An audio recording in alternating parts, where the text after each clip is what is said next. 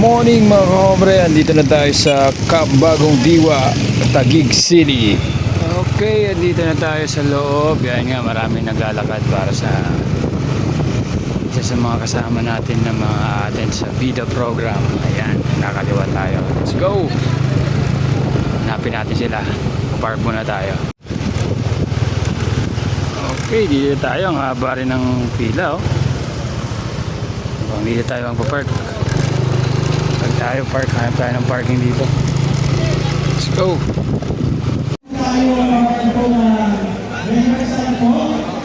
Oh, dito na tayo. Hinahanap natin yung mga tropa natin, mga kasama natin. Dito tayo sa likod daw ng Cranston, eh. Mga kasama ito natin. Kaya Dudes TV at Lagalag. Tayo, hanapin natin. Ayan na, hinahanap ko si Kalbong Pulis, eh. Kukuha ko ng damit, eh. Ayan na. Ayan na, kababos. What's up, kababos? What's up, dito? Let's go, tara na, maging kayo na tayo, mga kababos. Ayun si Kalbong Pulis, ano? Full moon.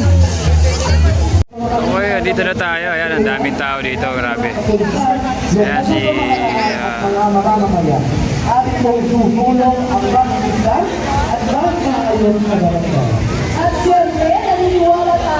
Let's go! Hey! Good morning! Andito pa rin talaga tayo sa Camp Bagong Diwa. Kasama natin si... Uy, nag-hatching pa! Si Dudes TV. Kitang-kita ka! God bless you! Diyan si Lagalag. Yung mga Team Mandaluyong. Yes. MAPD. Hey! Revitalized Pulis sa Barangay. Vida program. Buhay ingatan. Nandiyan po ang ating mga PNP personnel para po Drogay, Ayawan. Ayan, thank you po. Ayan. Nakikita nyo dito ang ating mga panawin at mga bisita ng bawat. Ayan po, muli po ating pong pasasalamatan po ang ating mga bisita ngayong araw ng National Capital Region. Ayan. Tuloy-tuloy po ang ating programa ngayong umaga. Ayan, kita-kita nyo naman. Nakikibagay sa atin ang panahon. O, diba? Lahat tayo hindi masyadong nainitan. Kaya naman, lalo natin pag-initin ang ating mga sarili dito sa ating programa ngayong umaga. And for our next performer, she is Idol Philippines Season 2 Golden Ticket Holder. She performed in World Scout Jamboree held in South Korea, representing the Boy Scouts of the Philippines last August 2023. Ayan, She's dito also yung the Mandaluyong. Tawag School Showdown weekly finalist. Ladies and gentlemen, let us all welcome Miss Risha Claire Alcantara.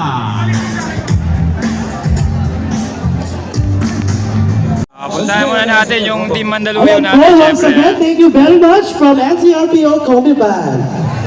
Team Mandaluyong Ayan, natin. tuloy-tuloy po ang ating magpapasaya sa ating mga visitors ngayong umaga. Dudes, gusta? And now, Hey, ladies and gentlemen, Hey, watch let's out, give it up to Team Mandaluyong. Eastern Police District's KK Champion seating by the champions, Pasig City! Ayan, Team Mandaluyong natin. Solid Team Mandaluyong. Old Sunny ka, syempre, dyan tayo naka-duty. Session. Hey! Di pa ako nakatendan. Ilaya. Anong barangay? Highway Hills. Mandaluyong muna, harapin ang bukas. Substation 8, syempre. Walang tao. Bago silang. Barangay Drive. Old Sunny ka, syempre. Poblasyon.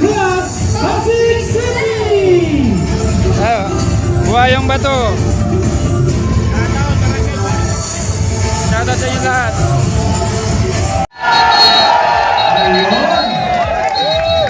Ang taas ng energy ng mga taga-Mandaluyong partners! Parang may nakaprepare pa yata silang cheer.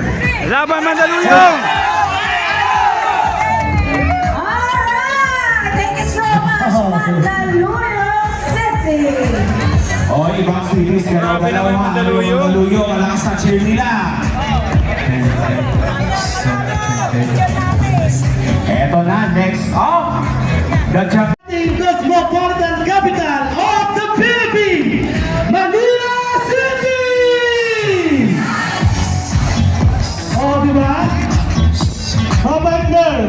Ulitin na.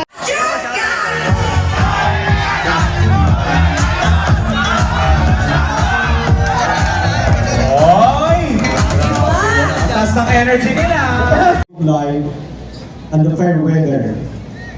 We gather here today to launch this significant program that aims to serve and protect our communities.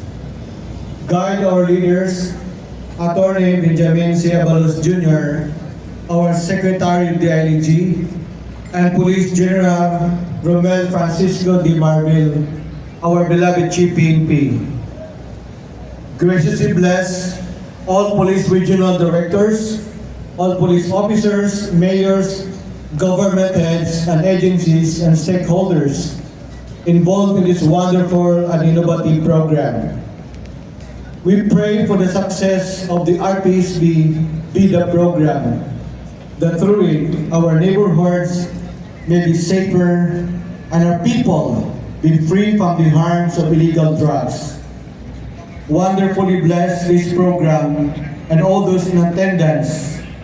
Bless our beloved President and our beloved country, Philippines. We ask this through Christ, your Son, our Lord, now and forever. Amen. In the name of the Father. Amen. Please be seated. Pamahalaan. Kaya buong puso kami magpapasalamat sa walang sawang dedikasyon ng ating mga kasama ngayong umaga nito. Sa pamamagitan ng ating pagtutulungan, layunin natin na paigting ang mga solusyon na tutugon sa ugat ng problema sa droga.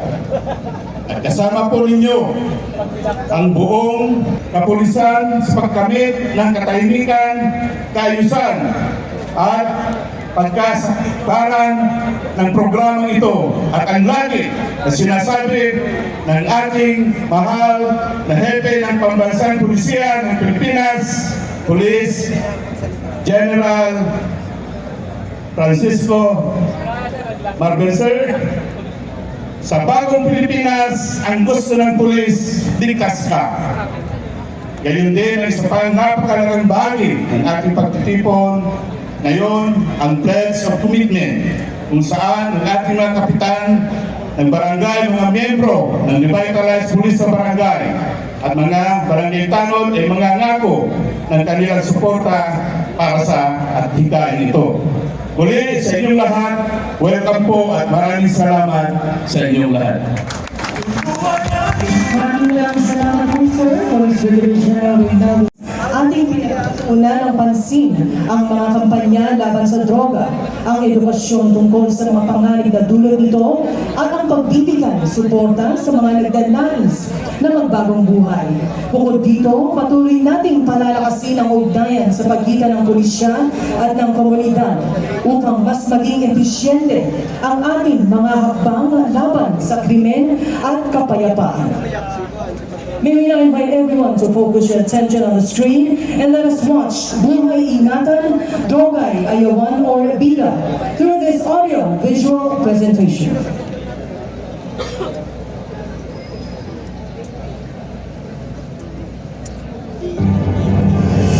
Ang pangarap nyo ay pangarap ko. Sa pangarap na maging maunlad ang ating bansa, ang pangarap nyo ay pangarap ko.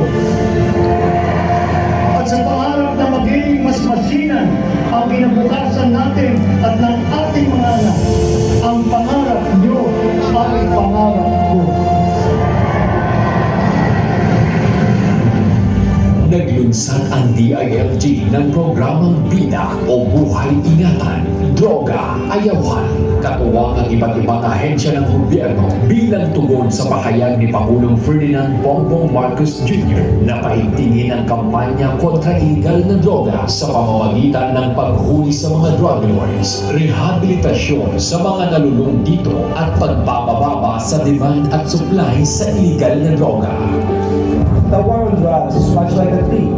Para itong isang puno na mas itutuloy natin ang sanga, may panibagong sanga na tutubo at papalit.